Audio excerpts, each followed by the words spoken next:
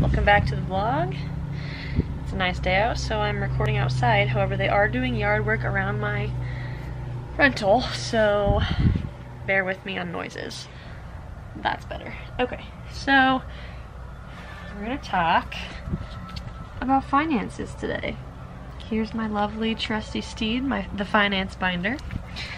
I've got 5 different tabs in here. Sticky notes. First page is our monthly expenses, and that includes stuff that's on auto pay or that I have to write a check out for. Mostly it's all on auto pay, or that I have to go online and pay. Second page is monthly bills, and they go in order of date due. The third, front and back, is the amounts we have in sinking funds, which we'll get to in a minute. And that's it. First 3 pages. The first tab, the red tab, is our estimated debt paid off. Keep a running total there. The second tab is just, it's kind of repetitive, but Chase's student loans, what was owed and the interest rate, and if we've paid in full, paid portions of it, what the monthly minimum is and when it's due and all that good stuff. Third page, third tab, green tab, has really nothing to do with anything. It's literally baby Irwin checklist projects and registry stuff. Fourth tab has nothing in it. Now, the fifth tab, just to keep it in the forefront, friendly reminder, it's the purple tab. I hope they don't drive by on the lawnmower while I'm recording this. That'd be awkward. Is the Dave Ramsey's 7 baby steps. Step 1 for Dave Ramsey. Look him up if you haven't. If you don't know who that is, Dave Ramsey, R-A-M-S-E-Y. He's got some really good principles on how to get out of debt, how to save money, how to live a debt-free life, and be strong in your debt-free journey. Step 1, save $1,000 in an emergency fund. Step 2 is pay off all your debt using the snowball method.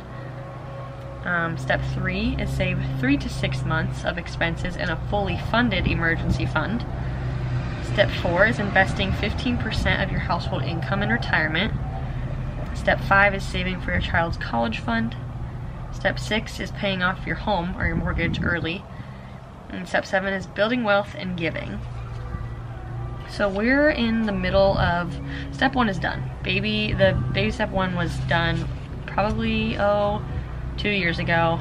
I always wanted to have $1,000 saved in case of any emergency, like medical condition that would rise. If we were in a car accident and we needed that fixed. It's a small amount, but then we decided to bump it up a little bit to fit our needs and what our, like the total of our monthly bill costs, monthly bills total costs is, which is in excess, but I move money around to our different accounts, usually on paydays. So this coming Friday we'll reevaluate how much we want to keep in there.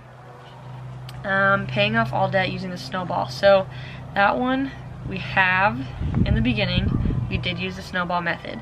Then I wanted to be fast and furious about it and hit all the highest interest rate loans for our student loans mostly, hit those first and get rid of that debt the quickest. So like an interest loan, or a loan that had $3,000 and a 5% interest, as opposed to the loan that was $5,200 and had a 3.86% interest, we attacked that 5% interest rate first. Now that's a little off, and we're not sticklers to Dave Ramsey, but I truly believe you have to do what is best for your sake at that time.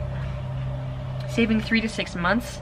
So right now we're like literally we're doing step 2 while simultaneously doing step 3. So saving 3 to 6 months in an emergency fund, but we're also cash flowing a lot of things, stuff we have wanted for a while that we just have put off buying, fixes on the truck, saving for our first home, and saving for baby. So that's kind of an overview. Next I'll get into showing you sinking funds, cash envelopes, and what we do each month bi-weekly. We both get paid bi-weekly, and then Chase has another small paycheck that comes in those opposite weeks, so also bi-weekly.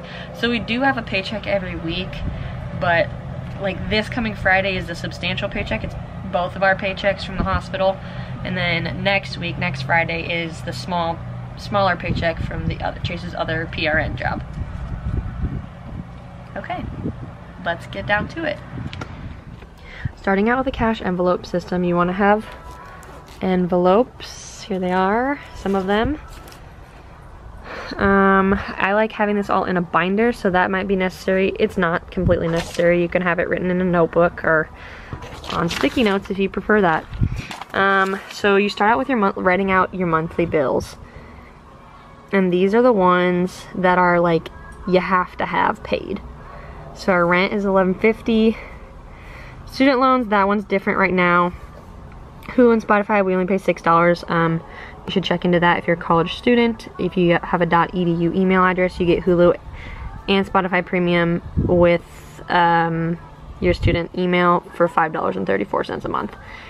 The NPPD is the power bill, electricity, which that changes every so often. PF, that's our gym membership, Planet Fitness.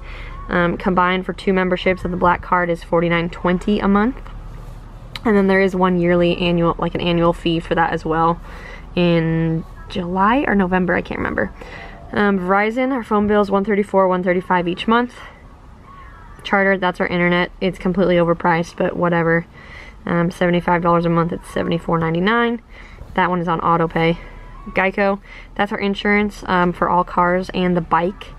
And then it also includes our renter's insurance, but it's through, the renters is through a different company than Geico. It's some other random. But so for insurance on vehicles and our rental, that's those 2 each month. So let's see, out of all these, this one I pay through an app, online portal. This one we pay through my Fed loan. Hulu is auto. NPPD, that's also on auto pay. Planet Fitness, auto pay. Verizon, I do that through the app. Charter is auto. Geico and the renter's insurance, so all that is auto. Now, let's start. Sinking funds is probably the easiest thing to explain.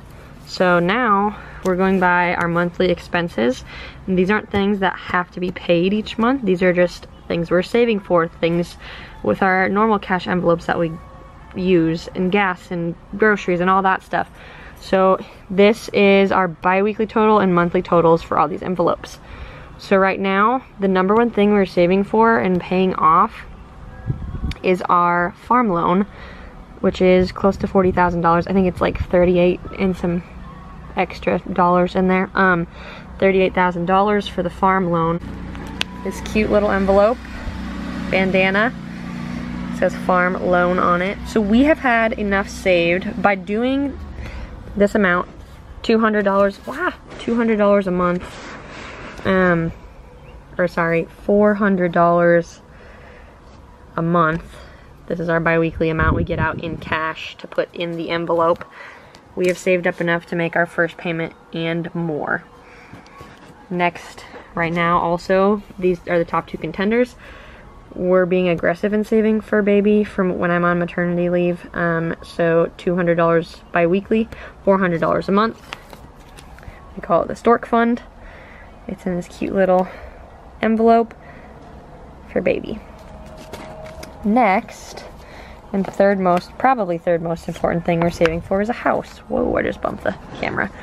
So the home fund, that usually, not always, like I said, this is very fluid, but usually we'll change to, we'll get out $50 bi-weekly, so $100 a month for our home fund. This sometimes I'll add extra $20 bills or extra 10s or 5s. This is just kind of a dumping pot because we want a home in the near future. We like to have enough cash on hand and saved up to have a decent chunk for a down payment. And that is in this envelope. Kind of reminds me of Barnwood, and it's called Future Home. How cliche. Next one is health. So that health is important. It's in this envelope. this would be, like, Chase just had knee surgery not too long ago, so we had enough saved up in here to pay the random co-pays, the random radiology and MRI bills that we had come through. But each week, or bi-weekly, we get out $50 and save $100 a month towards health. Now, this one kind of goes along with the baby stuff. We're saving in the health envelope for medical bills for baby. This stork fund is strictly for maternity leave to supplement my lost income. Christmas is next. Again, this one is very fluid, changes throughout the year. So this is the Christmas envelope. Each paycheck we get out 50 and put in 100 right now. Towards the end of the year last year, I was getting out 20 and saving 40 a month. Next one is a true sinking fund, the last true sinking fund. And this is travel. Traveling is very important to us. So it's in this cute little road trip envelope. That would include vacations, obviously. Right now we're saving up for a family vacation that hopefully will happen in the end of June. That also can include trips to Omaha and Sumner and paying for gas, random adventures, stuff like that. Not always do I put 20, but most of the time I definitely put 20, sometimes more, depending on how much we're saving up for a trip. And then one that I don't have written in my binder that is over here is the auto one. However, the auto envelope recently became a sinking envelope, sinking fund, excuse me. Oh, probably 2.5 to 3 months ago, we started putting excess from each sum of excess money from each paycheck in the auto one, which, as you'll see, is empty because we just had $1,300 worth of work done on Chase's 1992 Dodge pickup.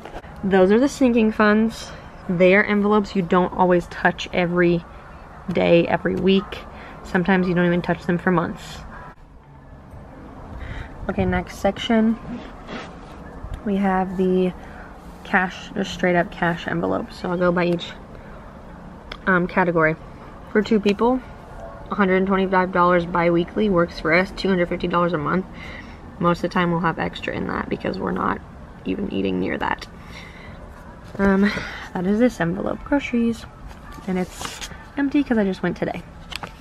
So I literally take the cash out of the envelope when I go to the grocery store and pay for things with cash, because it is harder to spend cash out of your pocket.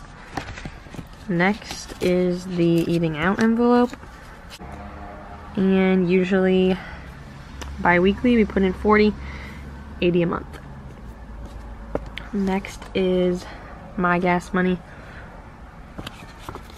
It takes about $32 roughly to fill a tank if I'm completely empty. So these are all the same amounts. I'll just go through them quick. My gas and my pocket money. So this is no questions asked. You spend it how you want it. This week I spent mine on clothes. No judgment. Which is bad because I do have a clothes envelope. Anyway, next is Chase's pocket money. She also has a Target gift card in there. Chase's gas money, also $40. Bi-weekly, $80 a month. Costco Irwin RN, so that would be the scrubs, stethoscope, new stethoscope, scissors, pens, random stuff we need for nurses. It's in this folder. Take out of the folder. 10 for clothes, that will be dress clothes for weddings and events. We could take scrub money out of there, but I prefer it come out of the Irwin RN one. And then $10 in the project one. So here's, let's see, the Costco one is empty, but here's the Costco one. Cute. Clothing one. This one's hard to read, but Irwin RN one. And the other one, projects. So I'm doing a couple DIY projects for the baby in the nursery, so the money will come out of this when I go to Menards or Hobby Lobby for supplies. Okay, so back to the other, oh shoot, I don't have the pet envelope because I was gonna go get Wally some food today.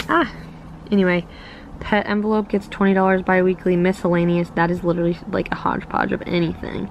So if we want extra eating out money, we get it from the miscellaneous one. Gifts folder. Here's the miscellaneous. Gifts folder. That one's just for blessing people. If I want to buy coffee for the person behind me or buy a gift for my friend that's not a birthday considered gift or anniversary gift, can come out of here. Mostly also use this for clothes for my niece. Entertainment. Well, we haven't been using the entertainment folder, but that gets about $20 bi-weekly. So that would be for movies, bowling, going out to the bars, axe throwing, anything like that. Now, other ones that I don't have listed in my binder, but I've updated because I got new envelopes, is a Salon envelope for when I need to pay my sister-in-law to do my hair.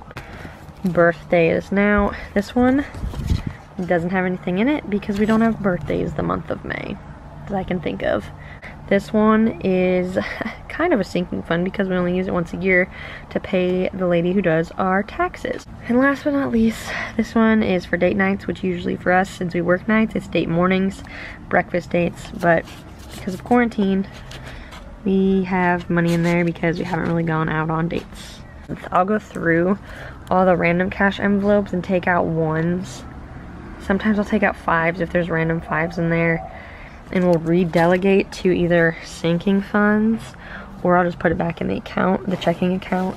Leave questions in the comments or snap me or Instagram message me, Facebook message me. I like teaching people these things. I learned it from one of my coworkers, God bless her, for explaining to me and telling me what totals they use and their personal amounts of stuff money-wise. Money should be something that, again, you talk about with family, with friends, people that are in like-minded like you, or people that are saving for similar things as you. Anyway, have a good rest of your day. See you in the next one.